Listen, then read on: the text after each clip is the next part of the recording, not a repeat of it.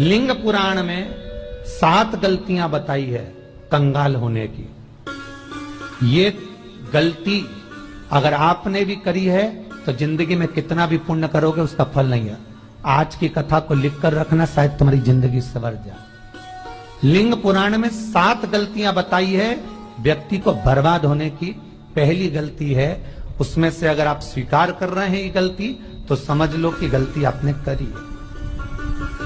गंगा जल तो बुलवाया टैंकर भरकर, 21,000 बेलपत्र भी समर्पित कर रहे हो। आप मंदिर के अंदर बैठ गए, दर्शन करने वाला आता रहा, किसी को अंदर प्रवेश नहीं दिया। आप गंगा जल चढ़ाते रहे, आप बेलपत्र चढ़ाते रहे, आप स्वयं पूजन करते रहे, और दूसरा व्यक्ति ना जाने किस भाव से, किस रूप में आकर भगवान की सेवा करना चाहता था। पंडित जी ने आपके चक्कर में उसको जल नहीं चढ़ाने दिया, पंडित जी ने आपके चक्कर में उसको बेलपत्र नहीं चढ़ाने दिया। पहली गलती यह हो गई कि भगवान के भक्त को भगवान से दूर कर दिया गया। अब उठा लो श्रीमद् भागवत कथा। 2 देवताओं ने गलती करी थी। एक ब्रह्मा जी ने गलती करी थी कि गाय बछड़ों का हरण कर लिया था। 1 वर्ष होने में 1 दिन था तब ब्रह्मा जी ने गाय बछड़े वापस दिए थे। दूसरी गलती इंद्र ने करी थी, जल वृष्टि करी तब भगवान कृष्ण को गोवर्धन पर्वत उठाना पड़ा। दोनों देवताओं ने गलती करी, पर भगवान कृष्ण ने इंद्र को क्षमा कर दिया पर ब्रह्मा को क्षमा नहीं करा। क्यों नहीं करा? क्योंकि इंद्र को क्षमा इसलिए करा क्योंकि इंद्र ने जब जलवृष्टि करी तो सारे ब्रजवासियों को भगवान के चरणों में लाकर छोड़ दिया। सारे ब्रजवासी गोवर्धन पर्वत के नीचे आकर बैठ गए, भगवान के चरणों में आ गए। और ब्रह्मा ने जो गलती करी वो ऐसी गलती करी कि भगवान से गाय और बछड़ों को दूर कर दिया। जो भगवान से भगत को दूर कर दे उसको शंकर कभी क्षमा नहीं कर सकता। इसलिए बर्बादी का पहला कारण आप भक्त और भगवान में दूरी बना दी। दूसरा कारण, भगवान की जब पूजन कर रहे हो, 21,000 बेलपत्र चढ़ा रहे हो, गंगा का जल चढ़ा रहे हो, चंदन चढ़ा रहे हो, अबीर चढ़ा रहे हो, गुलाल चढ़ा रहे हो, तो तुम्हारे भीतर ये अहंकार, जब तुम पूजन करके उठो तो उठते समय तुम्हारे भीतर अभिमान नहीं होना चाहिए कि मैंने जो अनुष्ठान करा उसके बराबर कोई नहीं कर सकता। तीसरा कारण कहा कि भगवान की सेवा तो आप कर रहे हो, भगवान की चाकरी में तो आप लगे हो, भगवान की आराधना भी कर रहे हो, दिया भी लगा रहे हो, धूप बत्ती भी लगा रहे हो, स्नान भी करा रहे हो, पंचामृत स्नान भी करा रहे हो, सारी पूजन अर्चना सब तुम कर रहे हो।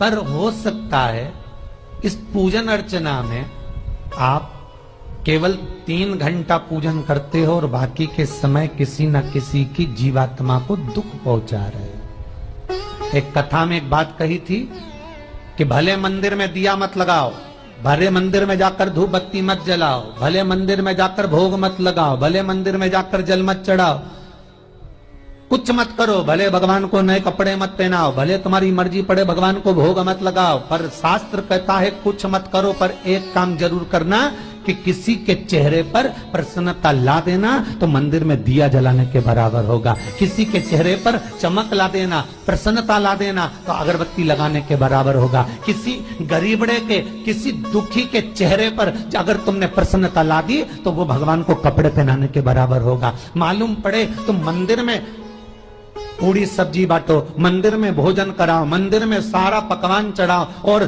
कोई तुम्हारे कारण अगर दुखी है तो तुम्हें वो सुख का भान नहीं हो सकता। तीसरा कारण है हमारा, वो सुख नहीं मिल सकता। चौथा कारण है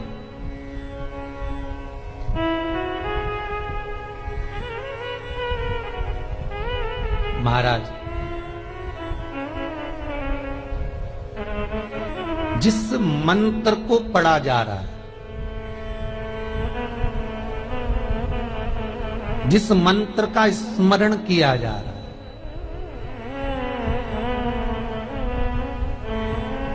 जिस भगवान की माला को हम जप रहे हैं, हम पाठ कर रहे हैं, उसमें त्रुटि उठा लीजिए। दुर्गा सप्तशती, दुर्गा सप्तशती का हिंदी अनुवाद में एक थोड़ा सा दृष्टांत दिया है, आपको मालूम होगा।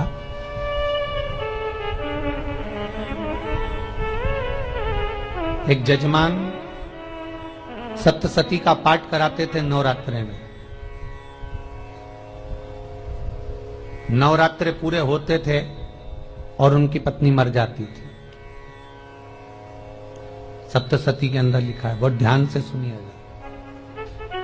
दुर्गा सप्तशती का पाठ कराते थे और पत्नी नवरात्रे के बाद 4 महीना 3 महीने के बाद मर जाती थी। बहुत दुखी था सेठ। एक शादी करी, दूसरी करी, तीसरी करी, चौथी करी, चौथी पत्नी भी मर गई। बहुत दुख हुआ। आज वो गुरुजी के पास चले गया, गुरुदेव, गुरुजी, गुरुदेव, गुरुदेव। गुरुजी बोले क्या हो गया? सेठ जी बहुत दिनों के बाद आ रहे हो, क्या बात है गुरुदेव?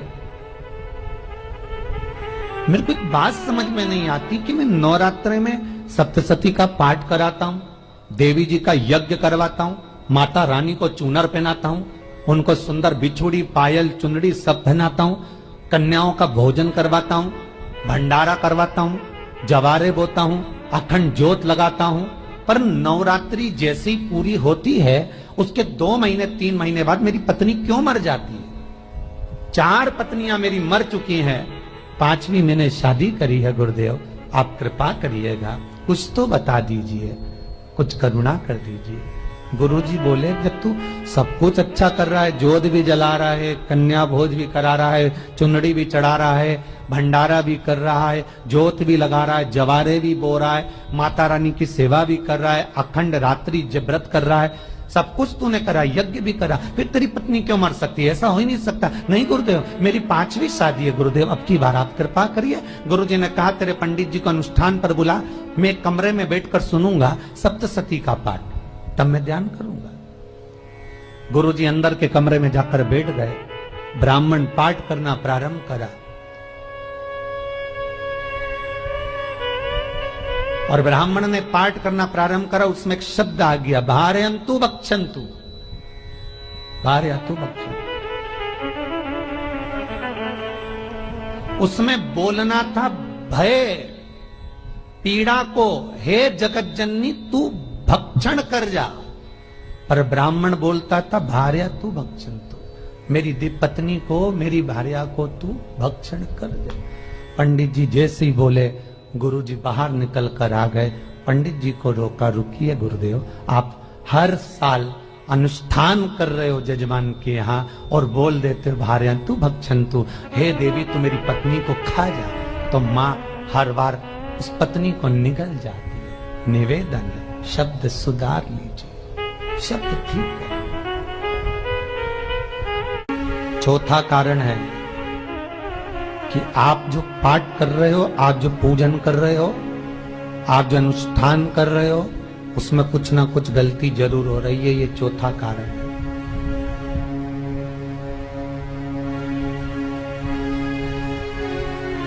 एक बार पूरे घर के लोगों को बिठाओ, अपने घर के लोगों को, मम्मी से पूछना मम्मी तुम कौन कौन सा पाठ करती हो? एक बार मम्मी से पूछे, फिर एक बार पापा से पूछना पापा आप कौन कौन सा पाठ करते हैं सुबह? फिर बहू से पूछना भाभी आप कौन कौन सा पाठ करती हो? फिर छोटी दुल्हन से पूछना छोटी दुल्हन तुम कौन कौन सा पाठ करती हो? भैया आप कौन कौन सा पाठ करते हो? आप कौन कौन सा पाठ करते हो? पूछना। जब घर के अंदर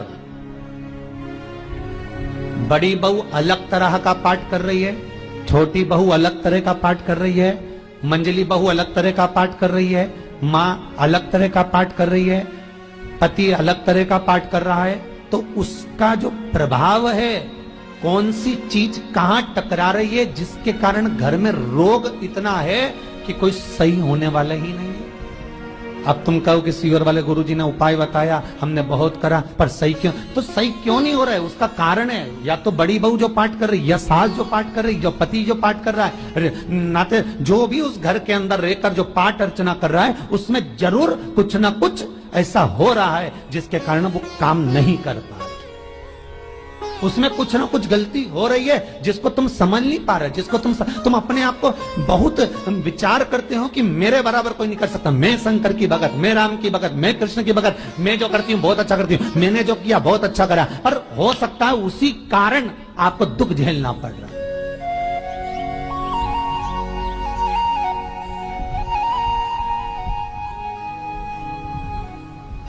उसी के कारण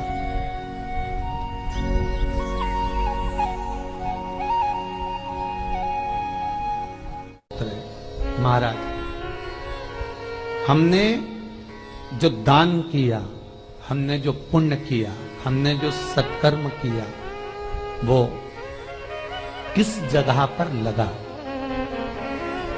5वां सूत्र,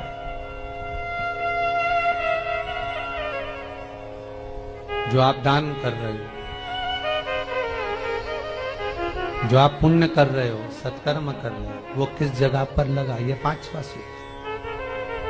फिर निवेदन करेंगे, गाय, बेटी और लक्ष्मी 50 बार विचार करना, तब किसी को देना। बेटी किसी ऐसे को मत ब्याह देना जो जुआ खेलता हो, मदिरापान करता हो, मांसाहार करता हो, वेश्यावृत्ति करता हो।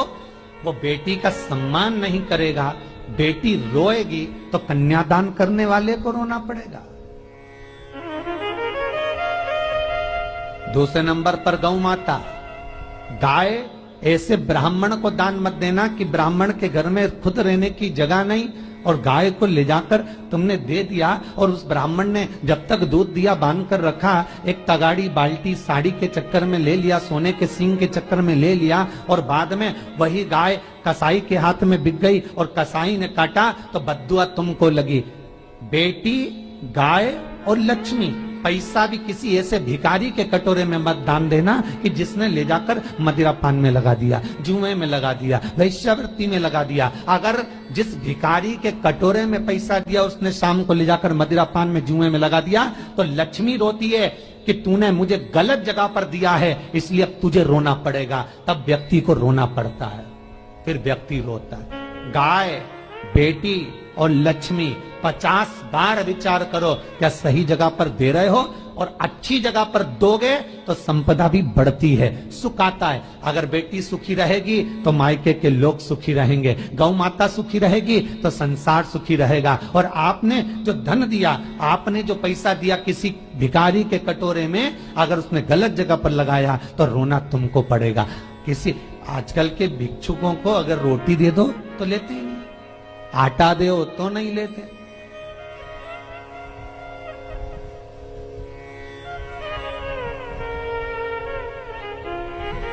पहले के समय में जो भिक्षुक आते थे ना, तो रोटी बनी हुई मांगते थे। बूढ़ी बूढ़ी माताएं जानती होंगी, चिमटा बजाकर, घुंघरू बजाकर कहते थे भोजन, तो 2 रोटी निकाल कर दे दी जाती थी घर से। लो बाबा, तो माता इतना प्रेम रखती थी, केवल रोटी नहीं देती थी, बाबा बैठो हम सब सब्जी लाकर देते। इतना प्रेम था बुजुर्ग माताओं का, बैठो। और आज के जमाने में अगर रोटी दे दो तो फेंक दे नली में ले जाके, पैसा चाहिए। क्यों? शाम को पीने के लिए चाहिए ना, मदिरा पान के लिए, मांसाहार के लिए, जुए के लिए, वेश्यावृत्ति के लिए धन चाहिए।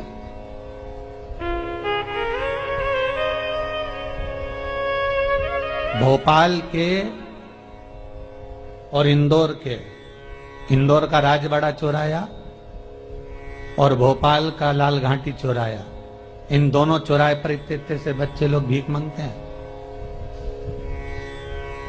और उनकी माताएं और उनके पिता रोड के किनारे पर चिलम लगाते बैठे रहते हैं, पांव लंबे करके पड़े हैं और ये कमा कमा के उनको दे रहे हैं। और धन्य हैं ऐसे लोग जो उनको दान भी दे देते हैं। जिसको जरूरत है उस तक कुछ नहीं पहुंचता। अभी भी 4-6 महीने लॉकडाउन चला, जिसको जरूरत थी एक एक रोटी की उस तक कुछ नहीं पहुंचा, और जिसके पास में पहले से भरा हुआ था उसने और ले जाके भर लिया। जिसको जरूरत थी उस तक नहीं पहुंचा। अभी ठंड आ रही है, बहुत सारी संस्थाएं कंबल बांटेगी, रेलवे स्टेशन पे लोगों को कंबल उड़ा रहे हैं। कोई सो रहा है जमीन पर उसको कम्बल उड़ा रहा है, बस स्टैंड पे चले गए कोई रोड पे सो रहा है कम्बल उड़ा रहा है, तो इतना बड़ा नाम चलेगा कि उनने कम्बल उड़ाए, कम्बल उड़ाए, कम्बल उड़ाए। और वो कम्बल जिसको उड़ाया वो दूसरे दिन जाकर कपड़े की दुकान पर बेच के आ गया, 200 रुपए लिया, रात को पीकर फिर सो गया, क्योंकि फिर कहीं कहाँ आएगा, फिर उड़ा के चले जाएगा, क्योंकि इन्होंने तो ये करके रखा है कि नाम कमाना है तो कम्बल उड़ाए जाओ। जिसको जरूरत है वहां तक सामान नहीं पहुंचता भाई, जिसको जरूरत है वहां तक सामग्री नहीं पहुंचती भाई। आपने दिया और उन्होंने ले जाकर बेच दिया, और फिर सोचते हो कि मैंने तो पुण्य करा है। कई लोग कहते हैं मैंने दान करा, मेरे को इतना फल मिलेगा। काहे का दान करा? ऊपर तो जा, यमराज के डंडे पड़ेंगे।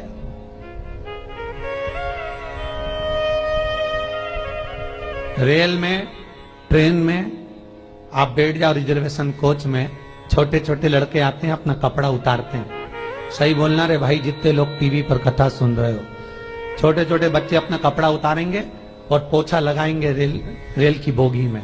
जब गवर्नमेंट ने स्वीपर रख रखे हैं तो तुम्हें अंदर आने का किसने कहा? कौन ने कहा कि तुम अपना कपड़ा उतार के पोछा लगाओ? और वो अपने शरीर का कपड़ा उतार कर पोछा लगाता है, आपके आगे हाथ फैलाता है, आप 1-1, 2-2 रुपए दे देते हो।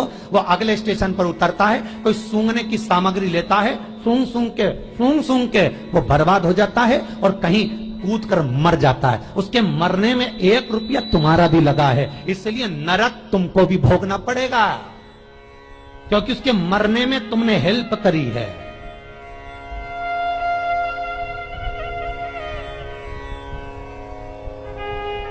तुमने तो रुपया दिया था भोजन करने के लिए, उसने कोई सूंघने की सामग्री ले ली और सूंघ के नशे में मर गया। उसके मरने में 2 रुपए तुम्हारे हैं, 1 रुपए तुम्हारा है, तो भोगना तो तुमको भी पड़ेगा ना।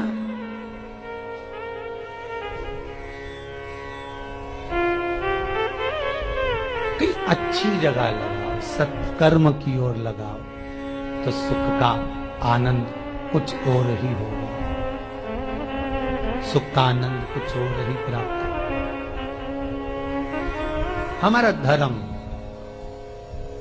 हमारा पुण्य, हमारा सत्कर्म। 5वां कारण अपनी पुस्तिका में लिखकर रखना, तुम्हारे दुख का 5वां कारण क्या है? क्यों तुम करोड़पति से रोड़पति बन गए? तुम्हारे यहां पर 4-4, 5-5 गाड़ी थी, खूब वैभव था, खूब धन था, फैक्ट्रियां चल रही थी, सत्ताएं चल रही थी।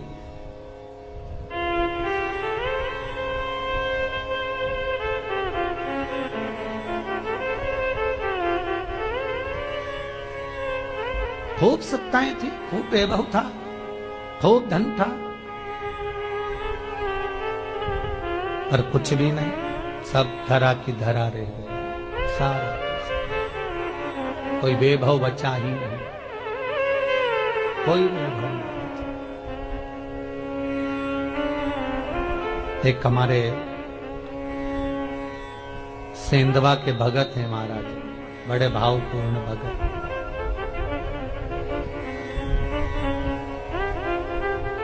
वो कहे गुरुजी हम बड़े दुखी हैं, बड़े कष्ट में। हमने कहा कष्ट का कारण कुछ ना कुछ जरूर होगा, दुख का कारण जरूर कुछ ना कुछ होता है। कहने लगे गुरुजी हमारी तो जीनिंग चलती थी, खूब फैक्ट्रियां चलती थी, इतना जीनिंग फैक्ट्रियां थी, इतना चलता था।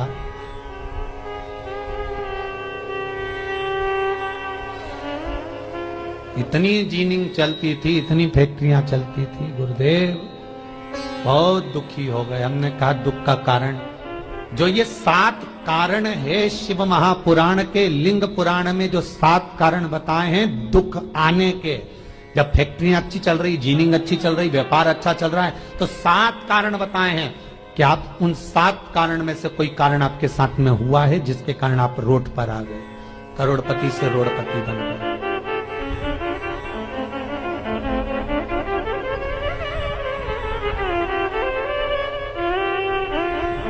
कभी कभी नगर में, गांव में सभी का व्यापार एक साथ समाप्त हो जाता है। कभी कभी गांव में, नगर में सबका व्यापार एक साथ समाप्त हो जाता है, सबका व्यापार एक साथ ही खल्लास हो जाता है, समाप्त, सभी कर्जे में हो जाते हैं।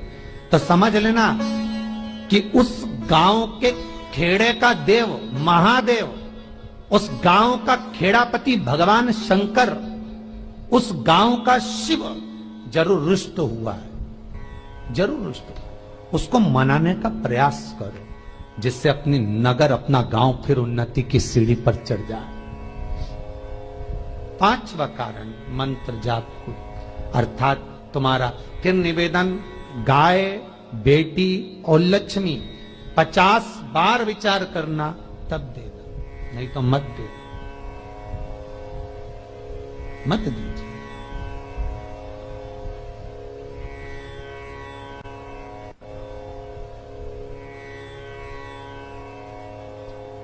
और महाराज भगवान शिव की कथा का छठा कारण बता, हमारे दुख का कारण छठा कारण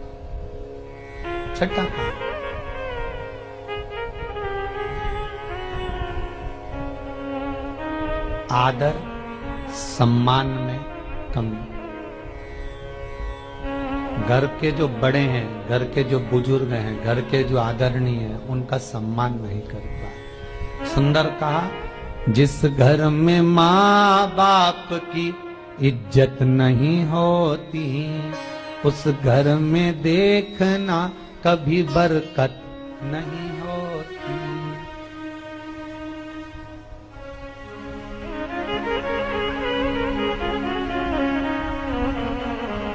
छठा कारण है सम्मान, सत्कार, आदर ना होना। जब धन, सातवां कारण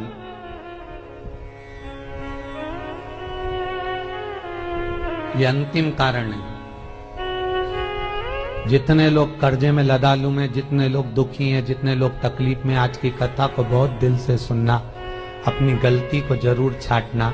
मुझे विश्वास है मेरा भोलेनाथ, आप अगर गलती को स्वीकार कर लोगे तो शंकर वापिस आपको करोड़पति बना देगा, लखपति बना देगा।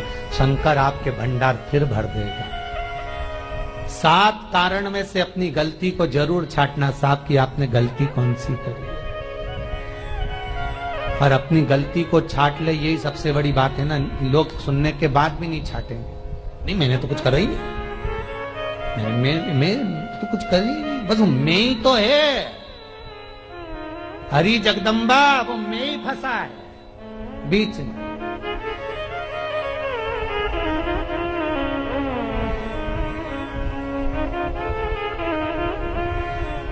सातवां कारण महाराज, किसी का बेकार धन हमारे घर में आ जाना। एक कथा बहुत सुंदर है। एक गांव में एक व्यक्ति रहता था, खूब अच्छी कमाई करता था। पत्नी ने कहा, तुम्हारे पास कमाई अच्छी हो रही है तो ये पैसा तो कोई चुरा के ले गया तो पति बोला क्या करना चाहिए, तो एक काम करता हूं, बाजार से कोड़ियां खरीद लेता हूं। कोड़ियां जानते हो, वो ऐसे बच्चे लोग खेलते हैं, कोड़ी खरीद लाता हूं। अब गांव का व्यक्ति रोज कोड़ियां खरीद के लाए। उनके यहाँ बोरे पे बोरे भरा गए, बारदान पर बारदान भरा गए, पूरा कमरा कोड़ियों से भरा गया। एक दिन राजा बीमार पड़ गया। राजा बीमार पड़ा तो राजा को वेदों ने, डॉक्टरों ने कह दिया इसका एक ही इलाज है, कोड़ियां लाई जाए, कोड़ियों को जलाकर राख बनाई जाए, वो राख राजा के शरीर पर मली जाए। राजा के शरीर पर जब राख को मलेंगे तो राजा ठीक हो जाएगा। राजा ने अपने दूतों से कहा, जाओ नगर में कोड़ियां देखो। राजभवन में देखा तो कोड़ी नहीं थी, बाजार में देखा तो कोड़ी नहीं थी, सारा मार्केट घूम लिया, चारों तरफ के राज्य देख लिया, कोड़ी नहीं मिली। राजा ने दूतों से पूछा बात क्या है। दूतों ने बाजार वालों से पूछा, भैया कोड़ियां क्यों नहीं है। तो बाजार के व्यापारी बोले, महाराज सुबेरे सुबेरे एक गांव का व्यक्ति आता है, सारी कोड़ियां खरीद कर ले जाता। सारी कोड़ियां? हाँ। उसका पता दो। दुकान वालों ने पता दिया, वो वहां पहुंच गया, उसको डराया।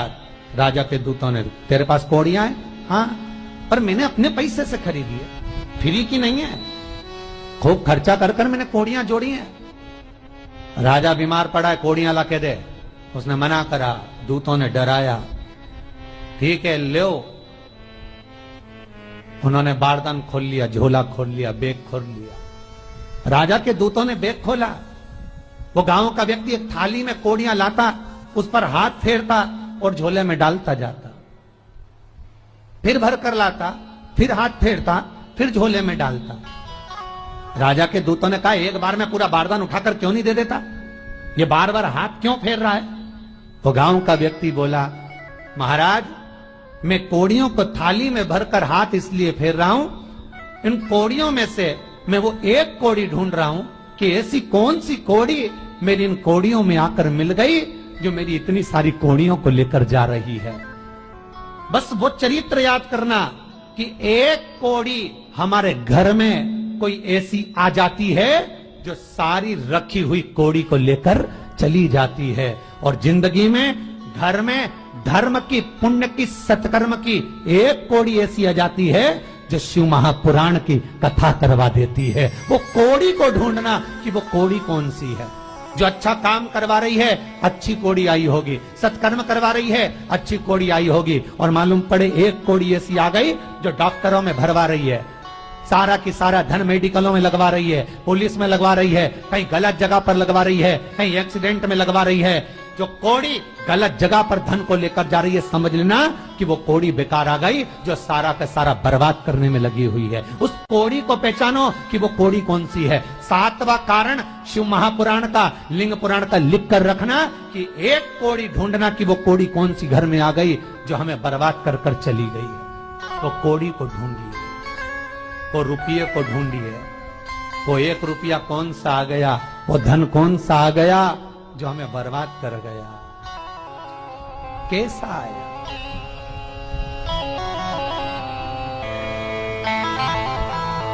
धन कौन सा आ गया ऐसा जो हमें बर्बाद कर दे।